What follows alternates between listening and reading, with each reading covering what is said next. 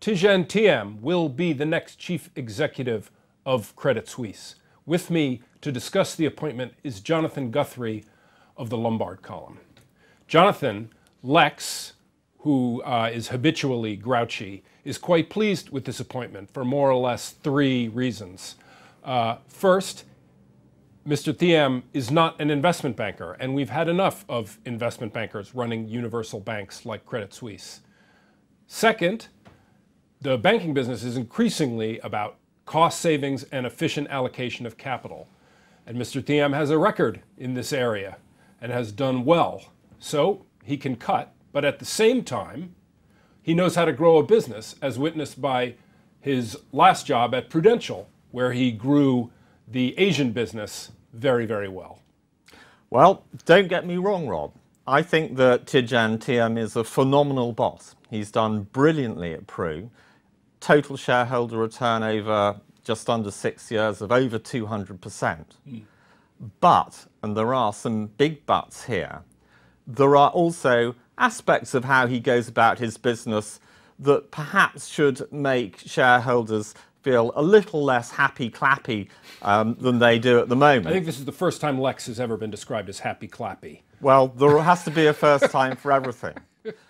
First of all, he's very ambitious. We know that. But sometimes his ambition can run a little ahead of where everybody else is. He wanted to buy AIA, the Asian insurer, a few years ago. Probably quite a good deal. Shareholders weren't ready for it. I was going to put that down to the shareholders. Yeah, More fool them. They were gun shy. But a chief executive and the chairman, in this case, also have to think about it quite carefully. I think the other thing that you have to consider is he isn't an investment banker, that's true, but he's not a banker either. He's from insurance. This is really quite a different sort of business. I suppose on that point I would put in that bankers have not done particularly well running banks. Well, that's a fair point, and he has a great strategic mind. He's a very clear thinker about the strategies of financial services businesses, and that will be to his advantage. Yeah.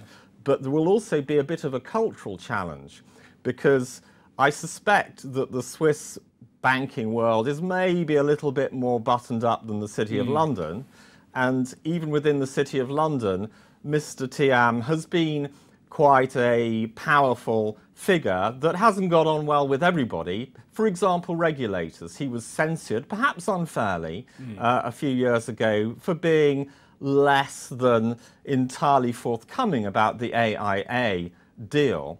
And it seems to me that banking, if nothing else, is a very heavily regulated business these days. I will go so far as to agree with you on this point.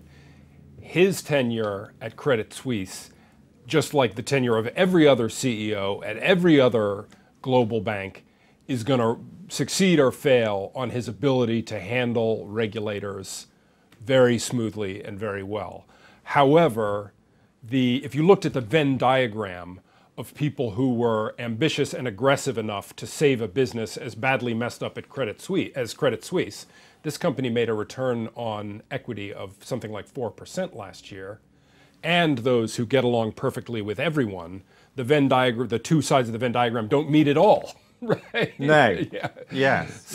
So there, you have to give something, and I'm prepared to agree with you on the regulatory point, but. And I suppose what I'm saying is that it's a very interesting hire. It suggests that there may be a lot that can be retrieved within Credit Suisse, particularly, say, on the wealth management side. There's a nice crossover, as Patrick Jenkins, our financial editor, has pointed out in a comment, between that and the way in which he's grown the cash-based, shorter-term insurance contract side of Prudential. But at the same time, I think we just need to pause a little as Mr. Thiam takes a lap of honour round the stadium following very good results from the Pru.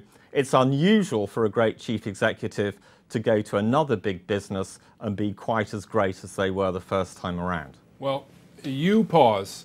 Lex is going to keep clapping.